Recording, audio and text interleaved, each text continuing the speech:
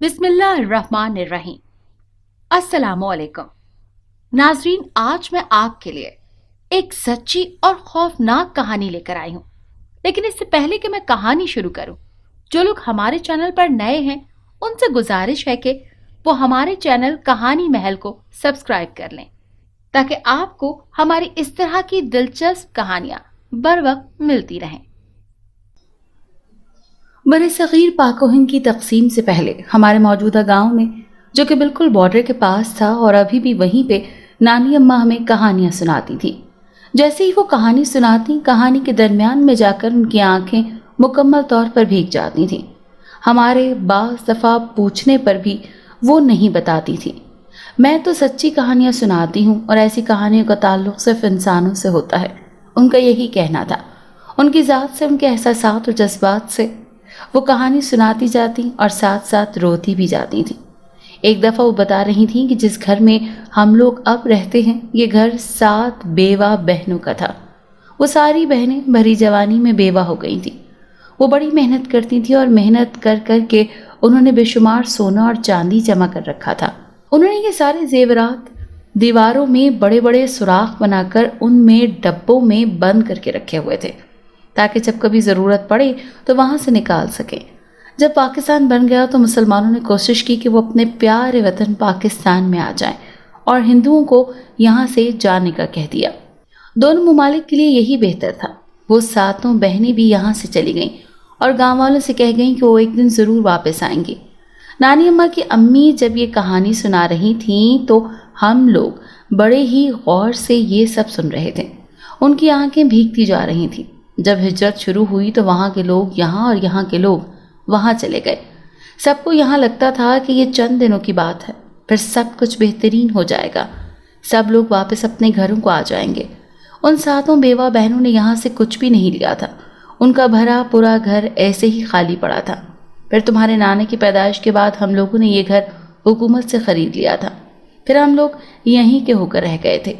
दिन गुजरते गए। एक दिन नानी अम्मी की अम्मी जान की तबीयत बड़ी ख़राब हुई तो वो कुछ दिन बीमार रहने के बाद इस दारे फ़ानी से कूच कर गईं। जहाँ पे हम लोग उनकी कहानियों को याद करते थे, वहीं पे हम लोग उनको भी याद करते थे। फिर नाना अब्बू की शादी हुई। बड़ी धूमधाम का कोई रवाज ही नहीं था, क्योंकि नाना अब्बू के अब्बू को 2 बड़े गम थे। एक तो पाकिस्तान और हिंदुस्तान का अलग होने का, और दूसरा वालिदा भी एक के बाद दीगरे वफात पा गई थी। क्योंकि हमारे कोई मामू नहीं थे, इसीलिए हम लोग नाना अब्बू वाले घर में ही रहते थे। हम लोग आगे से 4 बहन भाई हैं। मैं अकेली ही बहन और मेरे 3 भाई हैं, जो कि तीनों ही मुझसे छोटे हैं। घर में किसी भी किस्म की कोई तंगी नहीं है, ना ही रुपए पैसे की कोई कमी है। मैं अगरचे सबसे बड़ी हूँ, लेकिन सबसे ज़्यादा लाडली हूँ और अब्बू की तो आंखों का तारा हूँ।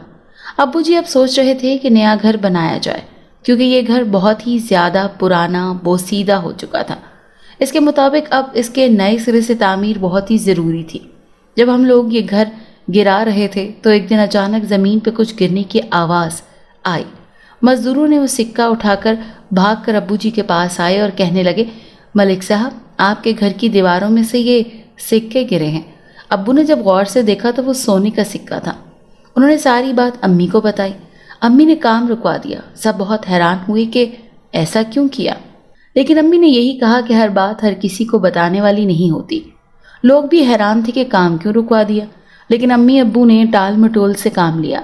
अम्मी ने हम सबको जमा किया और बताया कि तुम लोगों को वो मेरी नानी की कहानियाँ याद हैं, जो वो उन 7 बेवा की कहानियाँ सुनाया करती थी। चूँकि मैं अपने भाइयों में बड़ी और समझदार थी, वो कहानी एकदम से मुझे याद आ गई। मेरे चेहरे पर मुस्कुराहट फैल गई कि अगर तो ये सच है तो फिर हम बहुत ही ज़्यादा अमीर होने वाले हैं। अम्मी जान की फहमो फिरासत हर वक्त अक्लमंदी की वजह से मुझे सारी बात समझ में आ गई थी कि अम्मी यही चाहती हैं कि हम फिल वक्त काम बंद कर देते हैं, ताकि किसी को भी कानो कान खबर ना हो। अम्मी ने रात को हम सबको एक साथ बिठाया और यही बताया कि अब सारे भाई अपने अब्बू के साथ मिलकर पूरे घर की खुदाई खुद करेंगे, ताकि इन जेवरात के बारे में किसी को भी कुछ खबर ना हो सके। सारे भाई अब्बू समेत इस बात पे मुत्तफिक हो गए। इतवार की रात को काम शुरू हुआ। सबसे पहले पिछले कमरे की जो सबसे पीछे वाली दीवार थी उसको खोदने की कोशिश की गई, लेकिन ये क्या, इसकी तो छत में से एक ईंट बाहर निकली हुई थी, जो ही इस दीवार को खोदना शुरू किया, छत में से भी धड़ाधड़ चांदी के सिक्के गिरने लगे। मेरी तो हैरत की कोई इंतहा नहीं थी कि ऐसा भी हो सकता है। मैंने खुद को मुगलिया सल्तनत में पाया, जहाँ पे उन सिक्कों का राज था। अब मुझे तो इंतज़ार था कि कहीं से कोई सोने की चीज़ भी निकले ताकि मैं उसे निकलते ही उचक लूँ, लेकिन फ़िलहाल ऐसा कुछ भी नहीं था। पूरी छत में से चांदी के सिक्के ही निकल रहे थे। मेरे भाई के बस में होता तो एक ही रात में पूरा घर खोद डालता, लेकिन अब्बू जी ने कहा कि आज के लिए बस इतना ही काम काफ़ी है, बाकी काम कल करेंगे। अगले दिन भी कुछ देर आराम किया और फिर उसी कमरे की दीवारों को खोदना शुरू कर दिया। वहाँ से भी चांदी के सिक्के ही निकल रहे थे। अभी मुझे तो मेरी मतलूबा चीज़ मिली ही नहीं थी। मेरी नज़रें हर तरफ घूम रही थी कि शायद कहीं से कोई सोने की चीज़ भी निकल आए। इस पूरे कमरे की खुदाई 2 दिन में मुकम्मल हुई। तीसरे दिन दूसरे कमरे की खुदाई शुरू की गई, लेकिन वहाँ भी चांदी के सिक्के ही निकल रहे थे। अब तो मैं मायूस हो चली थी कि यहाँ से कुछ भी नहीं निकलने वाला। जब पूरे घर की खुदाई हो चुकी तो एक आखिरी कमरा बचा था, जो कि तय खाना था। उसे कभी भी इस्तेमाल नहीं किया गया था। हमारे आबा-ओ-अजदाद के मुताबिक ये जन्नात का बसेरा था और कभी किसी दौर में वहाँ जन्नात आकर रहते थे। तो नाना के दादा को वो नज़र भी आते थे, बल्कि वो उनसे बाकायदा तालीम भी हासिल करते थे। अब इसी कमरे की बारी थी। हम सब लोग मामूल के मुताबिक वहाँ गए। खुश गप्पियाँ करते हुए जैसे ही वहाँ कदम रखा, वहाँ की ज़मीन को जैसे कुछ हरकत में देखा। फिर मुझे ये मेरा वहम भी लगा कि ऐसा तो नहीं हो सकता ना। मैंने सर झटक कर दूसरे जीने पे पाँव रखा तो जैसे जीना थोड़ा सा अपनी जगह से पीछे हट गया और मैं कुछ खौफज़दा हुई, लेकिन फिर उसे वहम जानते हुए आगे बढ़ने लगी। सीढ़ियों पे ऐसा कुछ भी नहीं था।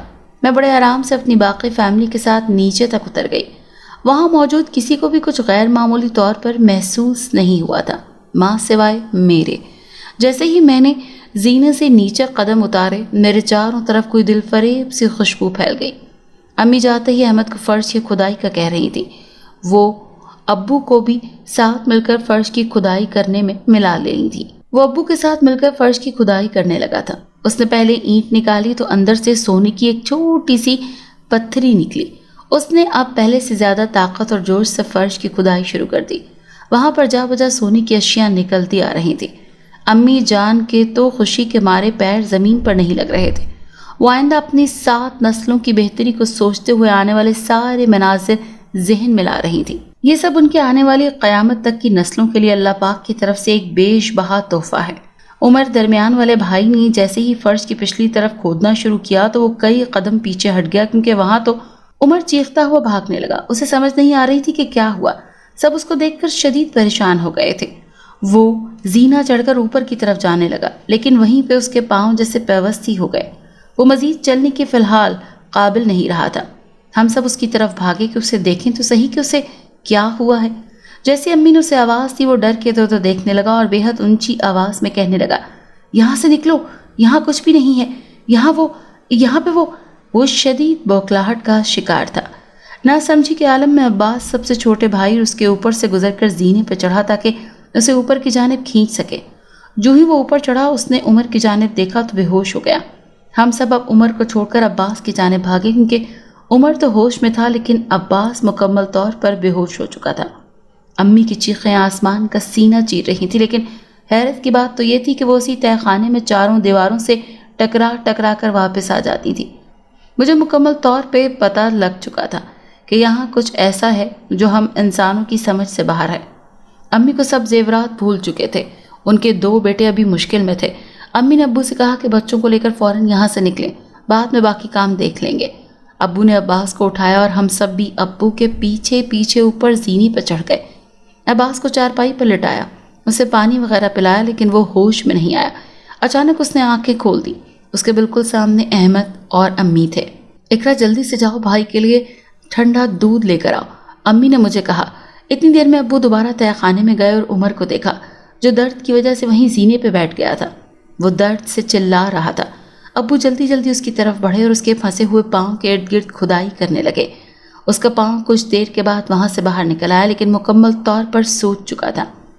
अब्बू ने उसे उठाया और बाहर ले आए। जैसे ही अब्बू ने उसे उठाया, उमर की नज़रें न चाहते हुए भी उसी पिछली दीवार की जानिब उठ गईं, लेकिन अब वहाँ सिवाय मिट्टी के और कुछ भी नहीं था। अब्बू उसे भी लेकर बाहर आ गए और उसे भी बेड पर लिटा दिया। अम्मी ने कुछ दम वगैरह किया اور کچھ دیر کے بعد وہ دونوں تقریباً ٹھیک ہو گئے تھے۔ امی، وہاں ایسا کیا تھا جس کو دیکھ کر عمر اتنا خوفزدہ ہو گیا؟ میں نے امی کے پاس بیٹھتے ہوئے کہا۔ ارے کچھ بھی نہیں تھا، اتنے عرصے سے تہہ خانہ بند تھا، اور تمہیں علم تو ہے کہ جب جس بھی جگہ پہ زیادہ عرصہ تک لائٹ نہ ہو پھر وہاں پہ کوئی نہ کوئی جائے تو کچھ تھوڑا بہت تو نظر آ ہی جاتا ہے اور ڈر بھی لگتا ہے۔ امی نے مجھے تسلی دی۔ میں بھی امی کی باتیں سن کر متفق ہو گئی تھی، کیونکہ میں نے کسی کتاب میں بھی پڑھا تھا۔ شام کو امی نے کہا کہ آج کام نہیں کرتے، عمر اور عباس کی طبیعت کچھ سنبھل جائے تو پھر دیکھتے ہیں۔ لیکن وہ دونوں کسی مجاہد کی طرح اٹھے اور کہنے لگے کہ ہمیں آرام کی قطعاً کوئی ضرورت نہیں، ہم لوگ اب بالکل ٹھیک ہیں، اسی لیے کام تو ایک رات کو ہی کریں گے۔ امی اپنی اولاد کے اتنے اعلیٰ اور مضبوط ارادے دیکھ کر بہت خوش ہوئیں۔ چنانچہ رات کا کھانا کھا کر ہم لوگ پھر سے تہہ خانے میں جا چکے تھے۔ ہم لوگ بڑے ہی آرام سے وہاں کام میں مگن تھے۔ ابھی تک کوئی بھی ایسی انہونی بات نہیں ہوئی تھی جس کے بنا پر ہم لوگ پریشان ہوتے۔ سب نے اپنی اپنی مخصوص جگہ پہ کام شروع کیا۔ امی کے مطابق سب سے زیادہ خزانہ یہیں پہ ہے۔ تہہ خانے کے عین وسط میں جب ابو کھدائی کر رہے تھے تو وہاں سے ایک سخت ترین چیز ملی۔ اسے بڑی ہی مشکل سے اٹھا کر باہر نکالا اور اس کے ارد گرد سے ساری مٹی صاف کی۔ اس صندوق کو باہر نکالا اور اس پہ ایک بہت ہی سخت قسم کا تالا لگا ہوا تھا۔ اسے ہتھوڑی سے توڑا گیا۔ تالا ٹوٹنے کے بعد اس کے ڈھکن کو ہٹایا تو جو کچھ سامنے پڑا تو اسے دیکھ کر آنکھیں چندیا گئیں۔ امی تو خوشی کے مارے بے ہوش ہوتے ہوتے بچیں۔ ابا، عمر، احمد اور عباس خوشی کے مارے ناچنے لگے۔ اتنا سارا سونا! امی نے خود کو زیادہ خوش ہونے سے روکا اور ایک ایک چیز کو وہاں سے نکالنے کے بعد دیکھنے لگی۔ کیا کچھ نہیں تھا اس کے اندر؟ اف میرے خدایا! کئی اقسام کی چوڑیاں، کنگن، رانی ہار اور کئی اقسام کے بریسلٹ بھی، اور تو اور چینیں بھی بے شمار تھی۔ وہ اپنی خوشی کو بیان ہی نہیں کر پا رہی تھی۔ اتنا خزانہ جو ہاتھ لگ گیا تھا۔ ابو نے بیٹوں کی مدد سے وہ سب کچھ باہر نکالا۔ امی ایک ایک چیز کو باہر نکال کر دیکھ رہی تھی اور ساتھ میں تعریفیں کیے جا رہی تھیں۔ یہ سب اصلی ہے، پہلے زمانے کا ہے جب لوگ ملاوٹ کے نام سے بھی آشنا نہیں تھے۔ امی بہت خوش تھی۔ میں نے امی سے کہا کہ اس میں جو اتنی چیزیں ہیں ان میں سے ایک میں گلے میں ڈال لیتی ہوں، لیکن امی نے سختی سے منع کر دیا۔ سارا زیور اس صندوق سمیت باہر نکال لیا گیا اور پھر امی نے رات ہی رات میں اس سارے کو محفوظ بھی کر لیا۔ ہم سب لوگ تہہ خانے سے باہر آ گئے۔ اس رات کے بعد بس پھر کھدائی کا کام بھی ختم ہو چکا تھا، کیونکہ امی کہتی تھی کہ اب باقی جگہوں پہ کچھ بھی نہیں ہوگا، لیکن احمد چاہتا تھا کہ ایک دفعہ باقی کمروں میں بھی دیکھ لیا جائے۔ خیر اگلے 3 دنوں میں باقی سارا گھر بھی کھود ڈالا اور کہیں سے کچھ بھی نہ ملا، ماں سوائے ایک نہایت خوبصورت چین کے جو باہر خارجی راستے کے عین درمیان میں پڑی تھی۔ امی نے وہ چین بھی اٹھا کر باقی زیورات کے ساتھ رکھ دی۔ میں نے ابا سے کہا کہ اور کچھ نہیں ہے تو مجھے یہ چین ہی دلا دیں۔ ابا نے امی سے چپکے سے بات کی، لیکن امی کی وہی بات کہ سب کچھ ابھی تو ہے، میں کہیں لے کر تو نہیں جا رہی نا، ابھی کوئی ضرورت نہیں ہے کسی بھی چیز کو ہاتھ لگانے کی، وقت آنے پر سب کو اس کا برابر حصہ ملے گا۔ میں منہ بسوڑ کر رات کے کھانے کی تیاری کرنے لگی۔ ابا آج بہت کچھ لائے تھے کھانے میں اور کہا تھا کہ آج سب کی پسند کی چیزیں بناؤ۔ میں نے بھی پوری دل جمعی کے ساتھ سارا کام کیا تھا۔ امی تو دن رات خوشی میں رہتی تھی۔ ان کے چہرے پہ اب ہر وقت خوبصورت سی مسکراہٹ رہتی تھی۔ ساری فکریں، پریشانیاں ختم ہو گئی ہیں۔ اب ہمیں بس پہلے گھر بنانا ہے، پھر بچوں کو مناسب کاروبار بنا کر دینے ہیں اور پھر ان سب کی دھوم دھام سے شادیاں کر دینی ہیں۔ لیکن ضروری تو نہیں ہے نا کہ جو کچھ سوچا جائے بالکل ویسا ہی ہو۔ اگلے ہی دن ابا نے تقریباً 300 مزدوروں اور مستریوں کو لگا کر گھر کا کام شروع کر دیا تھا۔ ابا نے ایک ساتھ ہی سارے کام شروع کروا دیے تھے۔ وہ شہر جا کر کچھ زیور بیچ آتے، اور حیرت کی بات تو یہ کہ پہلے زمانے کا زیور دیکھ کر سونار بھی دنگ رہ جاتے، اور ابا کو منہ مانگی قیمت مل گئی تھی۔ بہت ہی کم عرصے میں ہمارا گھر تیار ہو گیا۔ گھر کیا تھا؟ شیش محل تھا۔ لوگ دور سے ہی اسے دیکھنے کے لیے آتے تھے۔ یہ سارے لوگوں کی توجہ کا واحد مرکز بنا ہوا تھا۔ ابا تو خوشی سے نہال ہو جاتے کہ بنا محنت کے ہی ایسی شان و شوکت مل گئی۔ اب تو میرے رشتے بھی عیاں ہیں، وہاں سے آتے تھے کہ میری سوچ بھی وہاں تک نہیں جاتی تھی۔ لیکن امی ابو کو فی الحال کوئی بھی رشتہ پسند نہیں آ رہا تھا۔ وہ بضد تھے کہ اس سے بھی بہترین رشتہ آئے تاکہ وہ اپنی شہزادی کو دھوم دھام سے رخصت کر سکیں۔ میری سہیلیاں بھی مجھ سے اس قدر امارت کی وجہ پوچھتیں تو میں ہمیشہ یہی کہہ دیتی کہ ہم نے بہت ہی زیادہ محنت کی ہے، جس کے بنا پر ہمیں یہ سب نصیب ہوا۔ لوگ حیرت زدہ ہو جاتے کہ مختلف قسم کی چہمگوئیاں بھی ہونے لگی، لیکن لوگ پھر بھی یہی دعائیں کرتے کہ ہمیں بھی کہیں سے اتنا خزانہ مل جائے کہ ہم بھی کہیں بیٹھ کر کھا سکیں۔ بھائی تو پڑھ رہے تھے، ابا نے اپنا بہت بڑا کاروبار بنا لیا تھا جس میں کھیلوں کا سامان دوسرے ممالک کو بھیجا جاتا تھا۔ ہمارا کاروبار بہت ہی زیادہ وسیع ہو چکا تھا۔ لوگ ہمارے ساتھ سرمایہ کاری کرنا چاہتے تھے، لیکن میرے والد صاحب کے مطابق فی الحال میں بس خود ہی کاروبار کرنا چاہتا ہوں۔ ابھی ایسے ہی ٹھیک ہے۔ ہمارا شمار گاؤں میں سب سے امیر لوگوں میں ہونے لگا تھا، سب کچھ بہترین تھا کہ اچانک ایک دن میں اور چھوٹا بھائی گھر میں تھے۔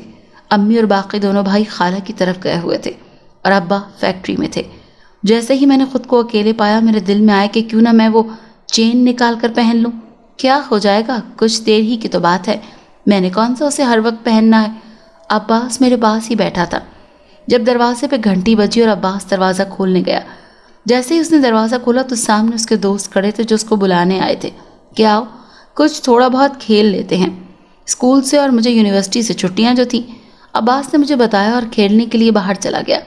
جب سے ہم لوگ شدید امیر ہوئے تھے، والدین نے بھائیوں کو باہر کے بچوں کے ساتھ بات چیت کرنے سے بھی منع کر دیا تھا، لیکن آج عباس کا بہت دل کر رہا تھا، وہ اسی لیے باہر چلا گیا تھا۔ وہ باہر نکل گیا تو میرے ذہن میں فوراً یہ بات آئی کہ کیوں نہ وہ چین گلے میں ڈال کر دیکھوں۔ مجھے علم تھا کہ امی نے وہ چین کہاں رکھی ہوئی ہے۔ میں فوراً سے پہلے گئی اور وہاں پہ الماری کھولی اور سب سے نچلے خانے کو کھولا، وہاں سے چین نکالی اور باقی الماری کو بڑے ہی دھیان سے بند کر دیا۔ میں نے وہ چین اٹھائی اور باہر آ گئی۔ ٹی وی لاؤنج میں بیٹھ کر اسے بار بار ہاتھ لگانے لگی۔ میں پورے وثوق سے کہہ سکتی ہوں کہ اس سے زیادہ خوبصورت چین میں نے ابھی تک اپنی زندگی میں نہیں دیکھی تھی۔ جس جگہ پہ ہمارا تہہ خانہ تھا، امی نے ابھی بھی وہیں پہ تہہ خانہ ہی بنوا دیا تھا، لیکن اب ہم لوگ اس میں اپنا سارا فالتو سامان رکھتے تھے۔ میں نے اور نہ میرے بھائیوں نے اس دن کے بعد سے وہاں سے کچھ بھی ایسا نہ سنا نہ دیکھا۔ آج میرا نہ جانے کیوں دل کر رہا تھا میں اس تہہ خانے میں جاؤں۔ وہاں کی مٹی میں کچھ عجیب سی خوشبو تھی۔ اب وہاں مٹی کا کوئی نام و نشان تو تھا نہیں، البتہ وہاں سے وہ پرانی سی خوشبو آج بھی آتی تھی۔ میں نہ جانے کیوں سیڑھیاں اتر کر نیچے کو جانے لگی۔ چین میرے ہاتھ میں ہی تھی۔ میں سیڑھیاں اتر کر نیچے کی جانب گئی۔ وہاں پہ پڑے پرانے سامان میں میری نانی کی ایک آرام دہ کرسی وہیں پہ تھی۔ میں جیسے ہی تہہ خانے میں داخل ہوئی، مجھے لگا جیسے وہ کرسی کچھ تھوڑی بہت حرکت کر رہی ہے۔ مجھے لگا شاید یہ میرا وہم ہے۔ ایک دم سے تہہ خانے کی پچھلی دیوار میں سوراخ ہوا، وہاں سونے کے سکے باری باری گرنے لگے۔ مجھے لگا کہ شاید یہ میرا وہم ہے۔ ایک دم سے تہہ خانے کی پچھلی دیوار میں سوراخ ہوا اور وہاں سے سونے کے سکے باری باری گرنے لگے۔ جب وہ سونے کے سکے گر چکے تو میں نے دور سے ہی ان کو گنا۔ وہ کل 5 سکے تھے۔ میں نے سوچا شاید یہ سکے یہیں رہ گئے ہوں گے۔ ابھی میں یہ سوچ ہی رہی تھی کہ ان سکوں نے گھومنا شروع کر دیا۔ وہ گھومتے ہوئے میرے بہت ہی قریب آ گئے۔ جب میں نے غور سے دیکھا تو ان پہ کچھ بننا شروع ہوا، لیکن ایک دم سے وہ 5 سکے غائب ہو گئے۔ اب وہاں کچھ بھی نہیں تھا۔ میں نے ہر بات کو ذہن سے جھٹک کر اسی کرسی کی جانب دیکھا۔ اب وہ بالکل بھی حرکت نہیں کر رہی تھی، بلکہ سکون سے تھی۔ میں نے دل بڑا کیا اور اس پر جا بیٹھی۔ میں نے اس کرسی پر بیٹھ کر وہ چین گلے میں ڈالی۔ جیسے ہی میں نے وہ چین گلے میں ڈالی، تہہ خانے کی دیواریں ایک دم سے ہلنے لگیں۔ آرام دہ کرسی نے مجھے پٹک کر زمین پر دے مارا۔ فرش کی پچھلی طرف جہاں عمر بہت زیادہ مجھے ڈر لگ رہا تھا، وہاں پہ شگاف پڑنا شروع ہو گیا۔ اور ارے یہ کیا ہے؟ میری آنکھیں بالکل پھٹنے کے قریب تھی کہ وہاں سے ایک سیاہ چادر میں عورت، جس نے وہ سارا زیور پہنا ہوا تھا جو ہم لوگوں نے صندوق میں رکھا تھا۔ میری چیخیں تو اس وقت بلند ہوئیں جب وہ عورت میری طرف بڑھنے لگی۔ اس نے پورے چہرے پر سیاہ چادر لپیٹ رکھی تھی۔ مجھے جب یہ محسوس ہوا کہ وہ میری طرف بڑھ رہی ہے تو میری سانسیں جہاں رکی تھیں وہیں پہ رک گئیں۔ آگے مزید کچھ بھی دیکھنے کی سکت نہ تھی۔ چین میرے گلے میں بری طرح گھوم رہی تھی۔ اچانک وہ غائب ہو گئی اور 5 سکے دوبارہ سے میرے سامنے آ گئے۔ میرے اوزان تو پہلے ہی خطا ہو چکے تھے، رہی صحیح کسر ان سکوں پہ بننے والی شکلوں نے پوری کر دی۔ ان سکوں پہ میرے امی ابو اور تینوں بھائیوں کی شکلیں بنی ہوئی تھی، لیکن ان شکلوں پہ خون کی لکیریں تھیں جو جا بجا ہر سمت نظر آ رہی تھی۔ میری چیخیں بلند ہوئیں، میرے پیارے اس طرح کیسے میرے سامنے آ رہے ہیں؟ وہی سیاہ چادر والی عورت جب میرے سامنے آئی تو اس نے میرے گلے کے گرد اپنے بازو ڈال دیے۔ اس کی گرفت بڑی ہی مضبوط تھی۔ میں اب کی دفعہ تو چیخ بھی نہیں سکی تھی، بس آنکھیں باہر کو ابل آئی تھیں۔ وہ عورت کچھ بول ہی نہیں رہی تھی، پر اس نے دوسری دیوار کی جانب اشارہ کیا۔ وہاں پر اس جیسی ہی 6 اور سیاہ چادروں والی خواتین نمودار ہو رہی تھیں۔ وہ سب بھی میری طرف بڑھیں اور میرے سر پہ چوٹیں لگانے لگی۔ میں اکیلے جان کچھ بھی نہیں کر پا رہی تھی۔ وہ اب سب مل کر ایک جگہ بیٹھ گئی اور سب اپنے اپنے شوہروں کو یاد کر کے رونے لگی۔ ان کے رونے کی آوازیں اس قدر دل خراش تھی کہ میں اپنے کانوں میں انگلیاں دے دی۔ میں نے پھر کچھ دیر کے بعد وہ چین اتارنے کی کوشش کی، لیکن وہ میرے گلے میں پیوست ہو چکی تھی۔ میں صرف اشاروں سے باتیں کرنے لگی تھی۔ وہ سب ایک دم رونا دھونا چھوڑ کر ہنسنے لگ گئیں۔ اب رونے کی باری کسی اور کی تھی۔ میں بس یہاں سے کسی طرح باہر نکل جاؤں۔ میں نے ان کو ہنستے ہوئے دیکھا تو فوراً اسے سیڑھیوں کی جانب دوڑنے لگی۔ جیسے ہی میں سیڑھیوں کی جانب گئی، میرے پاؤں بالکل میرے بھائی کی طرح سیڑھی میں ہی پیوست ہو گئے تھے۔ میں نے بڑی کوشش کی اور آخرکار کامیاب بھی ہو گئی تھی۔ وہاں سے بھاگ کر پہلی سیڑھی پر جا پہنچی، لیکن یہ کیا، میرا گھر کہاں چلا گیا؟ یہاں تو ایک چٹیل میدان ہے اور تو یہاں پہ کچھ بھی نہیں ہے۔ میں نے اونچی آواز میں رونا شروع کر دیا۔ میرا گھر، میرے بھائی، میرے امی ابو، ہائے اللہ جی میری مدد فرما دیجیے۔ میں اب یہاں نہیں آؤں گی، کبھی بھی نہیں آؤں گی۔ میں نے باہر کا منظر اسی چٹیل میدان کی صورت میں دیکھا تو گویا میرا گھر برباد ہو چکا ہے۔ وہ سیاہ پوش عورت کو سب سے پہلے وہاں نمودار ہوئی تھی۔ وہ مجھے انگلی کے اشارے سے واپس تہہ خانے میں بلا رہی تھی، لیکن میں وہیں سیڑھی پر کھڑی باہر کی طرف دیکھے جا رہی تھی کہ پاؤں اکھڑ گیا اور میں دھڑام سے ان ساتوں کے بیچ میں جا گری۔ وہ سب ہنسنے لگی۔ ان کے قہقہے انتہائی خوفناک تھے۔ ارے دیکھو تو، یہ ہمارے قدموں میں ڈھیر ہو چکی ہے۔ چلو اب اس کو اوپر اٹھا کر ایک دفعہ پھر سے پھینکتے ہیں۔ اور باقی 6 نقاب پوش نے بالکل ایسا ہی کیا۔ میں بری طرح سے ہوا میں اچھالی جا رہی تھی۔ مجھے دن میں واقعی تارے نظر آ گئے۔ ایک دم سے انہوں نے مجھے چھوڑ دیا۔ میں نے موقع غنیمت جانتے ہوئے ایک ہی جست لگائی اور تہہ خانے سے باہر نکل آئی۔ جب باہر آئی تو پیچھے سے قہقہے مزید بلند ہوئے۔ تم کہاں چلی گئی تھی اقرا؟ میں جب باہر نکلی تو ایک دم سے سامنے امی کو دیکھ کر یقین ہی نہیں آیا۔ وہ سکہ ایک دفعہ پھر سے امی کے سامنے گھومنے لگا۔ میں چیختی ہوئی امی کی طرف بھاگی۔ امی، امی اسے پیچھے کریں خود سے، یہ آپ کو نقصان پہنچا دے گا۔ میں بوکھلائی ہوئی آواز میں چیخنے لگی۔ کون نقصان پہنچا دے گا؟ امی نے اپنے کنگن دیکھتے ہوئے کہا۔ امی، وہ عباس، عمر اور احمد کہاں ہیں؟ کیا تمہیں نہیں پتا؟ وہ دونوں میرے ساتھ گئے تھے۔ ابھی وہ اپنے کمرے میں ہیں تاکہ کچھ آرام کر سکیں۔ میں بھی جا رہی ہوں تاکہ کچھ دیر سستا سکوں۔ امی یہ کہہ کر اپنے کمرے کی جانب چل دی۔ میں جہاں بیٹھی تھی وہیں کی وہیں بیٹھی رہ گئی۔ شام ہو گئی۔ امی کمرے سے باہر آئیں اور آ کر مجھے دیکھا تو بڑی حیران ہوئی کہ میں ابھی تک یہیں بیٹھی ہوئی ہوں۔ اقرا، یہاں کیا کر رہی ہو؟ امی نے یہ پوچھا اور کچن میں چلی گئیں۔ میں جہاں تھی وہیں رہی، کوئی بات بھی نہ کی، بالکل خاموش۔ رات کو جب سب لوگ گھر میں آ گئے تو امی نے مجھ سے کہا کہ اٹھو کھانا لگاؤ سب کے لیے، لیکن میں تو یہاں تھی ہی نہیں، کیسے کوئی بات سمجھتی؟ امی ابو اور بھائیوں کے 3 سے 4 دفعہ بلانے پر بھی میں وہاں سے نہیں اٹھی اور وہیں کی وہیں بیٹھی تہہ خانے کو دیکھتی رہی۔ اقرا، کہاں جا رہی ہو؟ مجھے اٹھتے ہوئے دیکھ کر ابا نے پوچھا۔ اپنے کمرے میں، کھانا کھا لو، بھوک نہیں ہے، میں نے بھرائی ہوئی آواز میں کہا۔ اسے کیا ہوا ہے؟ عباس نے پریشان ہو کر پوچھا۔ کچھ بھی نہیں ہوا، تم دھیان سے کھانا کھاؤ۔ اگلے بہت سارے دن میں ایسے ہی رہے، عجیب و غریب خواب دیکھتی تھی۔ کبھی ابا کے جانے کا خواب، کبھی بھائیوں کی لاشیں، کبھی امی کی موت۔ یہ سب میرے لیے بہت ہی غیر معمولی تھا۔ میں سوچ سوچ کر ہلکان ہو جاتی تھی کہ کیا کروں، کہاں جاؤں؟ اقرا کہاں ہے؟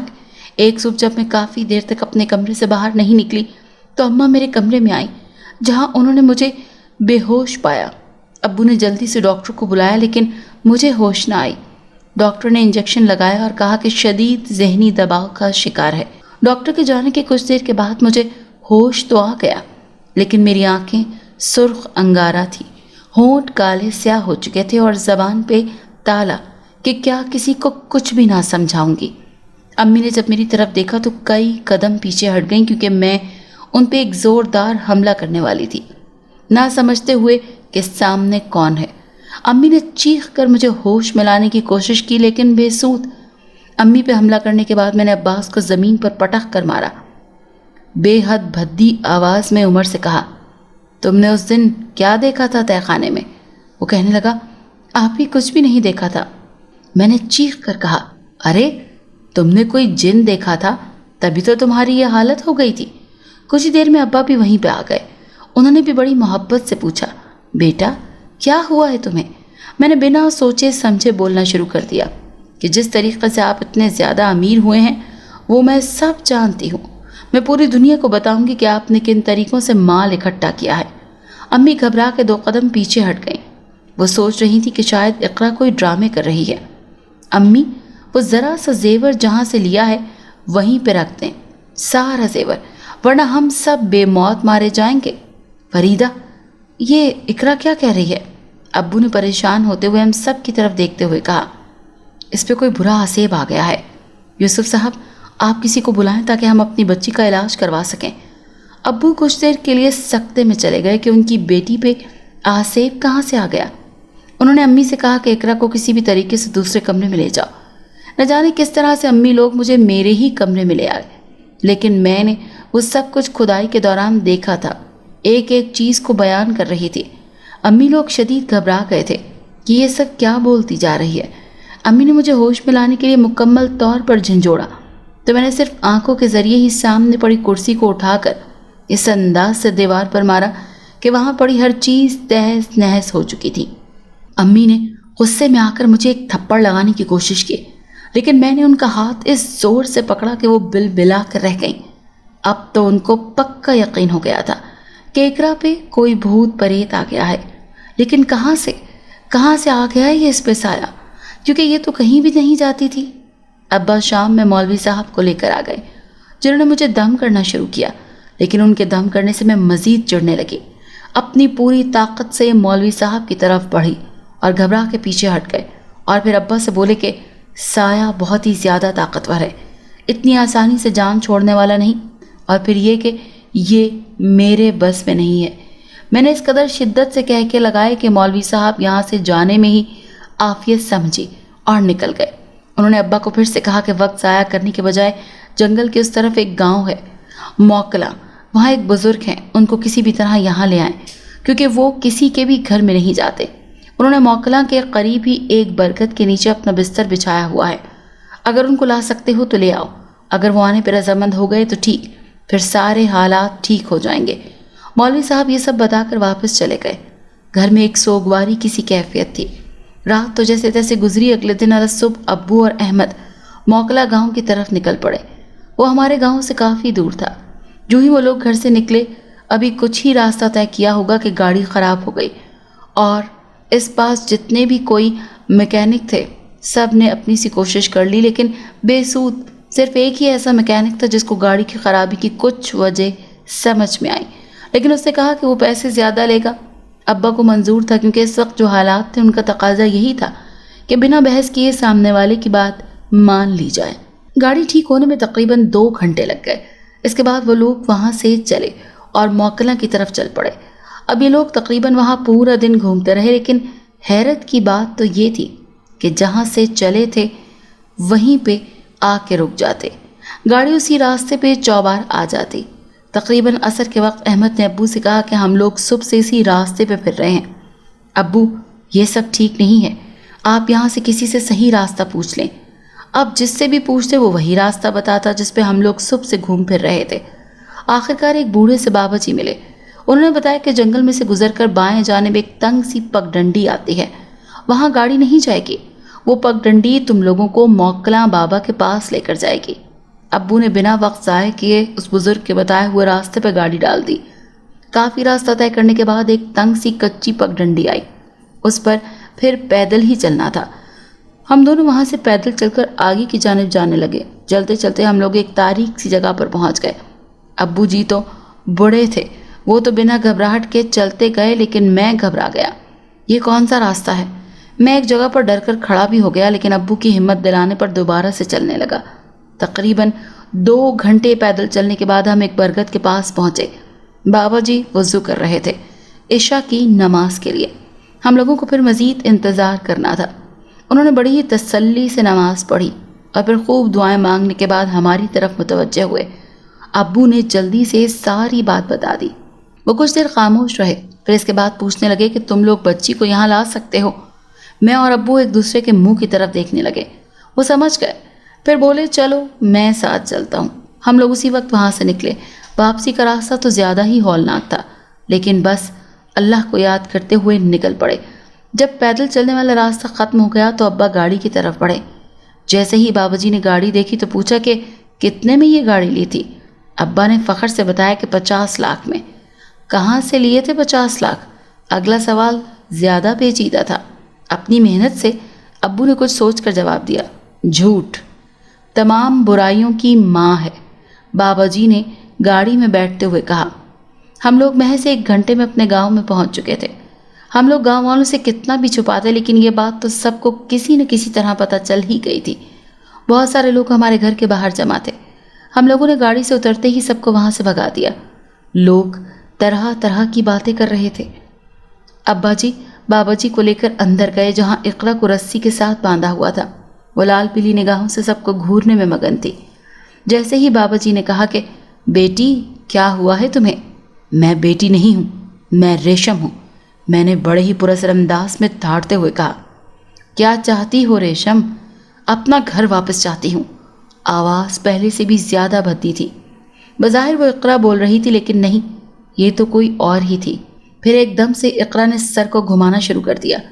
فریدہ ڈر گئی کہ کہیں میری بچی کی گردن ہی نہ ٹوٹ جائے۔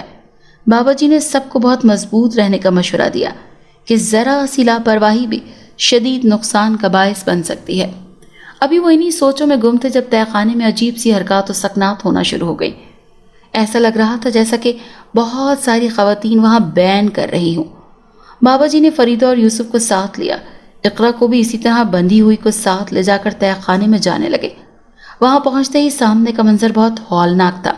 سامنے والی دیوار پر 2 خواتین بیٹھی اپنے اپنے شوہروں کو یاد کر رہی تھیں۔ ان کے رونے کے انداز سے پتہ چل رہا تھا کہ جیسا وہ بین کر رہی ہوں۔ پھر دیکھتے ہی دیکھتے فرش میں سے ایک جن نمودار ہوا جس کے دانت اتنے نوکیلے تھے کہ اگر وہ سخت پتھر پہ بھی وہ مارتا تو پتھر بھی 2 ٹکڑوں میں بٹ جاتا۔ وہ جیسے ہی نمودار ہوا اس نے اقرا کو دبوچ لیا۔ اس کی گرفت بہت ہی سخت تھی۔ بہت زیادہ دفعہ کوشش کے بعد بھی وہ اس کو چھڑوانے میں ناکام رہی تھی۔ بابا جی نے جنزادے سے پوچھا کہ آخر وہ چاہتا کیا ہے؟ اس لڑکی کے پاس میری بیوی کی چین ہے جو اس کے گلے میں ابھی بھی ہے۔ بابا جی نے جب غور سے دیکھا تو اقرا کے گلے میں واقعی ایک چین تھی۔ ابو کچھ بولنے ہی لگے لیکن بابا جی نے ان کو کچھ کہہ کر خاموش کروا دیا۔ تم اقرا سے کیا چاہتے ہو؟ میں ان سب گھر والوں کو چاہتا ہوں کہ ایک ہی بار میں ختم کر کے ان کا ایسا خاتمہ کروں کہ ان سب کو یاد رہے۔ بچی کا کیا قصور ہے؟ بابا جی نے زوردار آواز میں پوچھا۔ ان سب کا قصور ہے۔ وہ عورت جس کا نام ریشم تھا اور وہ جن زیادہ ایک ہی آواز میں بولے۔ جب وہ دونوں ایک گرجدار آواز میں بول رہے تھے تو در و دیوار لرز رہے تھے۔ کبھی کبھی قہقہے اور کبھی رونے کی آوازیں ساتھ ساتھ آ رہی تھیں۔ سب لوگ خوف زدہ ہو گئے تھے سوائے بابا اور موکلاں کے۔ وہ بڑے تحمل سے سب کچھ دیکھ رہے تھے۔ وہ حقیقت کو کسی حد تک جان چکے تھے لیکن فی الحال خاموش تھے۔ جیسے ہی قہقہوں کی آوازیں بلند ہوئیں اقرا اپنی جگہ سے اٹھی اور بار بار چھت کو جا کر لگتی۔ بابا جی یہ سب دیکھ کر خاموش نہ رہے اور کہنے لگے، یہ جو کچھ بھی ہو رہا ہے اس میں بچی کا کوئی قصور نہیں ہے، یہ بھی برابر کی قصوروار ہے۔ آواز دوبارہ آئی جو اتنی بھیانک تھی کہ سب کی روحیں ایک دفعہ کانپ گئیں۔ زینے سے اترنے والے سارے لوگ ایک ایک کر کے سامنے آ رہے تھے۔ جیسے ہی وہ سب لوگ وہاں پر آ گئے تو سب کو ان کی جگہ پہ ہی گاڑ دیا گیا۔ صرف ان کی گردنیں باہر تھیں۔ وہ لوگ چلا رہے تھے، رو رہے تھے، فریاد کر رہے تھے، لیکن کسی کو بھی کوئی فرق پڑنے والا نہیں تھا۔ بابا جی یہ سب کچھ خاموشی سے دیکھ رہے تھے۔ وہ چاہ رہے تھے کہ سارے حالات و واقعات سب کے سامنے ایک ایک کر کے آ جائیں تاکہ کوئی شک و شبہ باقی نہ رہے۔ ریشم کے علاوہ اس کی باقی ساری بہنیں بھی ایک ایک کر کے وہاں آ گئی۔ وہ جیسے جیسے وہاں آتی جا رہی تھیں تہہ خانہ لرزتا جا رہا تھا جیسے کسی زلزلے کی زد میں ہو۔ ایک ایک کر کے دیواریں گرنے لگیں، سب دبے ہوئے لوگوں کی آوازیں بلند ہونے لگیں۔ لیکن حیرت کی بات تو یہ تھی کہ نہ کوئی کسی کو نقصان پہنچا رہا تھا اور کوئی دیوار گرتی تو ٹوٹ جاتی تھی۔ ایک ایک کر کے فرش میں بھی گڑھے پڑنے شروع ہو گئے، لیکن جہاں جہاں گڑھے پڑ جاتے وہاں پہ ایک دوسری مخلوق ظاہر ہو جاتی۔ سب لوگ دنگ رہ گئے کہ آخر یہ ہو کیا رہا ہے۔ فریدہ کو بابا جی پہ شدید غصہ آ رہا تھا جو ہاتھ پہ ہاتھ رکھے بیٹھے تھے۔ احمد کو سب سے زیادہ غصہ آ رہا تھا کہ وہ اتنی دور سے خوار ہوتا ہوا بابا جی کو لے کر آیا ہے، لیکن یہاں آ کر بابا جی بھی خاموش تماشائی کی طرح سب کچھ دیکھ رہے ہیں اور کچھ بھی نہیں کر رہے۔ اچانک وہاں پر ایک اور مخلوق ظاہر ہو گئی۔ سب لوگ ایک دم ششدر رہ گئے کہ یہ کون ہے۔ عمر آنکھیں پھاڑے اسے ہی دیکھے جا رہا تھا، پھر دماغ پر زور ڈالنے لگا۔ اس نے اسے کہیں دیکھا تھا۔ لیکن کہاں دیکھا تھا؟ وہ پھر سوچنے لگا۔ اسے جب یاد آیا تو اس کی چیخیں نکل گئیں کہ یہ تو وہی ہے جو اس دن یہاں بالکل یہیں پہ فرش میں موجود تھا، جس کو دیکھ کر اسے 3 دن بخار رہا۔ وہ بہت پریشان ہوا کہ ابھی نہ جانے کیا کرے گا۔ عباس سب سے چھوٹا تھا، وہ اس ساری صورتحال میں سب سے زیادہ پریشان تھا۔ جنزادہ جو ابھی ابھی آیا تھا، اس نے بتانا شروع کیا کہ ہم جن یہیں اسی تہہ خانے میں پچھلے 1500 سالوں سے رہ رہے تھے۔ یہاں ہماری ہی حکومت تھی، یہ تہہ خانہ ہمارا گھر تھا۔ یہاں پہ جتنے بھی لوگ آئے سب بڑے ہی اچھے تھے، سب نے ہمیشہ ہمارا بڑا خیال رکھا، خاص طور پر فریدہ کی نانی نے، وہ ہمارا ہر طرح خیال رکھتی تھی، اس تہہ خانے کو صاف ستھرا رکھتی، یہاں جھاڑو لگاتی، کپڑا لگاتی، یہاں پہ خوشبو گراتی۔ بس ہم سب اتنے میں ہی خوش تھے۔ وقت گزرتا گیا، یہاں کے رہنے والے یہاں سے چلے گئے اور وہاں سے لوگ یہاں آ گئے۔ جیسے ہی یہ لوگ خود سے گھر ہوئے، بالکل اسی طرح سے انہوں نے ہمیں بھی بے گھر کر دیا۔ ہمارے گھر کو ان لوگوں نے گرا دیا۔ جنزادہ یہ کہہ کر رونے لگا۔ اس کے رونے کے ساتھ ہی وہاں موجود ساری عورتیں بین کر کے رونے لگی۔ سارا تہہ خانہ ایک دفعہ پھر بھیانک آوازوں سے گونجنے لگا۔ اس عورت نے ہمارے خزانے کو دیواروں میں سے نکلوا لیا۔ یہ شدید لالچ میں آ گئی، اور پھر اس کا لالچ بلکہ اس کے بچوں کا لالچ بھی بڑھتا ہی گیا۔ جب سارا گھر اس نے کھدوا ڈالا، ہم نہیں بولے، ہم نے ایک ذرا سی بھی تکلیف ان کو نہیں پہنچائی، لیکن جب انہوں نے اس تہہ خانے کا رخ کیا، پھر ان کی ایک ایک دیوار کو توڑ پھوڑ ڈالا اور سارے زیورات نکال لیے۔ اس خارجی راستے میں میری بیوی کی یہ چین تھی جو اس لڑکی نے اٹھا کر گلے میں ڈال لی۔ ارے یہ چین میری بیوی اپنے گلے میں ڈال رہی تھی۔ اب بتاؤ، جب سارا خزانہ لے لیا تو یہ چین کیوں لی؟ پھر اسے اپنے گلے میں کیوں ڈالا؟ ہم اب ان لوگوں کو نہیں چھوڑیں گے۔ انہوں نے ہمارے ساتھ نہایت برا کیا ہے، ہمارے گھر کی توڑ پھوڑ کی ہے۔ ہم یہ سب کسی بھی صورت برداشت نہیں کریں گے۔ سب کو ایک ایک کر کے ایک دوسرے کے سامنے ماریں گے۔ ہاں، جو بچ جائیں گے ان کو اسی تہہ خانے میں تڑپنے کے لیے چھوڑ دیں گے، تاکہ کچھ 100 سالوں کے بعد یہ سب بھی ہماری طرح تڑپیں، روئیں، چیخیں، چلائیں، لیکن پھر کوئی بھی ان کا پرسان حال نہ ہو۔ جنزادہ سب سے پہلے احمد کی طرف بڑھا۔ احمد اپنا انجام دیکھتے ہوئے بابا جی کی جانب دیکھنے لگا، جو کسی گہری سوچ میں گم تھے۔ ابھی کہ وہ کچھ کہتے، جنزادہ احمد تک پہنچ چکا تھا۔ اس نے جاتے ہی بے تحاشا تھپڑ احمد کے منہ پہ مارنے شروع کر دیے۔ پھر عمر اور عباس کو بھی ایک کے بعد دیگرے تھپڑ پڑتے رہے۔ وہ ایک ایک کر کے تھپڑ سے ہی بے سدھ ہو چکے تھے۔ اقرا تو پہلے ہی بہت مشکل حالات میں تھی۔ بابا جی کو ایک دم سے ان سب پر ترس آ گیا۔ وہ فوراً بولے، کوئی بچاؤ کی صورتحال؟ جنزادہ سوچ میں پڑ گیا۔ ریشم فوراً سے بول پڑی کہ کوئی بھی بچاؤ کی صورتحال نہیں نکالنی، کہ یہ انسان بڑے ہی ظالم ہوتے ہیں، نہ چاہتے ہوئے بھی دوسروں کو تکلیف دیتے ہیں۔ وہ جب یہ بات کر رہی تھی تو کئی سال پیچھے چلی گئی، جہاں پہ 2 ملک آزاد ہوئے تھے۔ جب وہ سرحد عبور کرنے لگیں تو کسی طرح سے انسانوں نے ایک دوسرے کا قتل عام کیا۔ وہ جیسے جیسے بات کرتی رونے لگتی۔ اس کی طرف دیکھ کر باقی ساری خواتین بھی رونے لگ گئیں کہ واقعی اس وقت بڑا ظلم ہوا تھا۔ جنزادے نے آگے بڑھ کر اقرا کے گلے میں سے چین کھینچ لی۔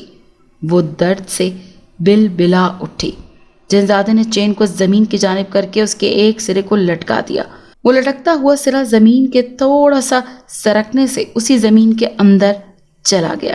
وہ چین میری بیوی تک پہنچ گئی ہے۔ اس کے بعد کھٹاک کی آواز آئی اور وہ سب لوگ جہاں تھے وہیں سے گردنیں گھما کر دیکھنے لگے۔ ایک دم سے تہہ خانے والا دروازہ کھلا اور اس میں سے وہ صندوق ایک ایک سیڑھی کر کے نیچے کی جانب لڑکتا ہوا آ رہا تھا۔ پورے وقت میں فریدہ پہلی دفعہ اس شدت سے چیخی تھی کہ ملی ہوئی رقم دوبارہ کھونے جا رہی تھی۔ وہ کھلے منہ کے ساتھ حیرت سے صندوق کی جانب دیکھنے لگی۔ وہ صندوق خود بخود ریشم کی جانب بڑھ گیا۔ ریشم نے اس سارے صندوق کو کھول کر دیکھا، سب کچھ اندر ہی موجود تھا۔ اس نے وہ صندوق بابا جی کے حوالے کیا اور ساتھ میں کہا کہ یہ سارا مال، یہ ساری دولت غریبوں میں بانٹ دیں۔ وہ کہنے لگی کہ یک کے بعد دیگرے ساری بہنوں کے شوہروں کی وفات کے بعد اس نے وہ صندوق بابا جی کے حوالے کیا اور ساتھ میں کہا کہ یہ سارا مال، یہ ساری دولت غریبوں میں بانٹ دیں۔ وہ کہنے لگی کہ یک کے بعد دیگرے ساری بہنوں کے شوہروں کی وفات کے بعد ہم لوگوں نے زندگی بڑی ہی مشکل سے گزاری تھی، لیکن ہم لوگوں نے نہ تو ہمت ہاری اور نہ ہی کسی کے سامنے ہاتھ پھیلایا، لیکن بدقسمتی سے سب کچھ اس گھر میں رہ گیا۔ اگر یہ لوگ بھی یہ ساری دولت صرف اپنے اوپر ہی نہ لگاتے بلکہ اس میں سے اللہ کی راہ میں بھی کچھ دے دیتے تو شاید یہ آج جو کچھ ہو رہا ہے ہم لوگ یہ سب نہ کرتے اور ان لوگوں کا ساتھ دیتے، لیکن افسوس کہ ہم یہ سب نہیں کر سکتے۔ اس ساری دولت پہ ان لوگوں کا کوئی حق نہیں ہے۔ وہ یہ سب کہہ کر چلی گئیں۔ بابا جی نے سب گھر والوں سے کہا کہ آپ لوگ بھی گڑ گڑا کر اللہ پاک کے حضور معافی مانگو۔ وہ شاید واقعی قبولیت کی کوئی گھڑی تھی کہ جنزادے نے سب کو معاف کر دیا اور ان سب کو آزاد کر دیا۔ آزاد ہوتے ہی سب لوگوں نے معافی مانگی کہ ہم آج کے بعد کبھی بھی کسی کو بھی بلا وجہ تنگ نہیں کریں گے۔ اگلے کچھ دنوں میں انہوں نے تہہ خانہ مکمل طور پر خالی کر دیا تھا اور اب وہاں گھر والوں میں سے کوئی بھی نہیں جاتا تھا۔ یوسف نے بھی جتنا کاروبار تھا سب میں غریبوں کا حصہ زیادہ رکھا تاکہ وہ اور اس کی فیملی قیامت کے روز بخشش کے حامل ہو سکیں۔ اقرا نے بھی سچے دل سے اللہ پاک سے معافی مانگی۔ اگر آپ کو یہ کہانی اچھی لگی ہے تو اسے لائک کیجیے اور ہمارے چینل کہانی محل کو سبسکرائب کیجیے۔ اور ہاں، اگر آپ کے کسی دوست، رشتہ دار یا بہن کے ساتھ خدا نخواستہ اس طرح کا کوئی بھی واقعہ پیش آیا ہے تو ہمیں کامنٹ سیکشن میں اس کے بارے میں ضرور بتائیے۔